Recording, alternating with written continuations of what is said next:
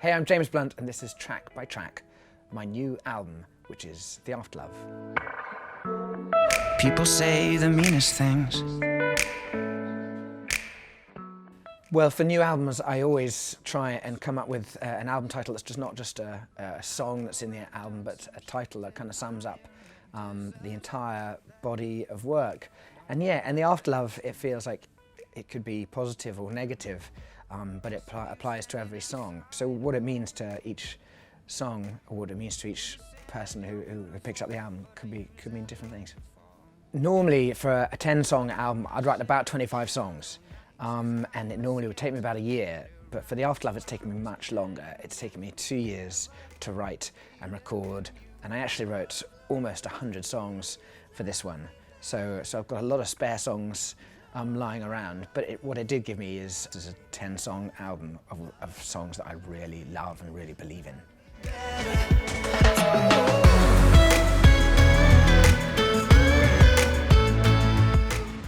Love Me Better is the first single, and I suppose it's the first one on the album too, because it's just a good introduction. And it kind of starts the album off in an interesting way. It says, people say the meanest things, is the first lyrics. It talks about how harsh and judgmental and cruel, I suppose, people can be in the world. There's irony as well in the song, hopefully a little bit of humour, which I haven't necessarily got across in other albums. And yet it says things like, I saw you standing outside a bar, would have said you're beautiful, but I've used that line before. And so yeah, I suppose you can see the song feels confident and bold, and I'm messing around a bit. I wrote it with Ryan Tedder. He's the lead singer of One Republic. In his hotel room, the Corinthia in London, someone came and banged on the door halfway through and asked us to shut up, so we thought that was a pretty good sign. If we keep on drinking, we gon' fall back in love. So fill it out, fill it out. Bartender is the second song on the album. It's a song I wrote out in California with a beer in my hand, with a couple of friends of mine who I've been writing with for a long time, a young guy called Danny Parker, who's awesome, and Teddy Geiger, and we hooked up while messing around. We'd written a bunch of songs together, but we thought we'd just write one that was fun and about how, how you might, how relationships might struggle and suffer or end, but alcohol smooths the edges temporarily. And I know it's not all about me. I know that you don't come easily, but you reach for the stars if it's worth it. This was my 5th album, and I suppose the 4 previous ones all sounded connected to each other in some way, like a progression from one to the next. And for my 5th, I didn't want to repeat myself. I wanted to do something new and something fresh, and something fun and quite bold, I suppose. So this next song, called Lose My Number, was a real example of that. Again, it was a song I wrote with Ryan Tedder. But I had 2 ideas. Both of us had knocked up 2 ideas, and we were thinking about them. One of them, again, sounded like my previous albums. It kind of related to David Gray or Damien Rice in that ilk, beautiful.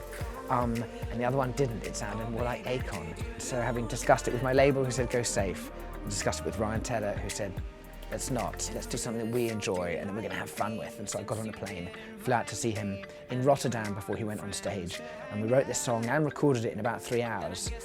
And yeah, it sounds very different from what I've done before, but it sounds exciting, and for me it's my favourite on the album.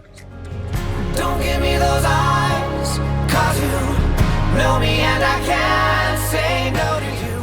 Don't Give Me Those Eyes I wrote with Stefan Mocchio and Mozella. We'd actually been working on something else and recording a different song in Stefan's studio in Los Angeles.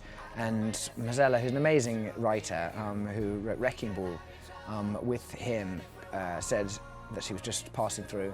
She called up and said, hey, I'm just passing by, can I drop in the studio? And so I said, yeah, come on in, definitely. And in about 15 minutes, she and I were just singing a little melody. And discussing different lyrical ideas, and it's a desperately sad kind of idea for a song. It's one that needs to be loud and proud, so as we started recording it, we realised we wanted to layer up these vocals because it feels there's a kind of doom to the subject matter. I suppose it's about a relationship that can't go on, that is illicit and forbidden, and for that reason, needs to end. And so yeah, it is a choir of vocals, me at my lowest and me at my very squeaky highest too, sounding a bit like Foreigner. And I love it, it sounds awesome. Even if we want it to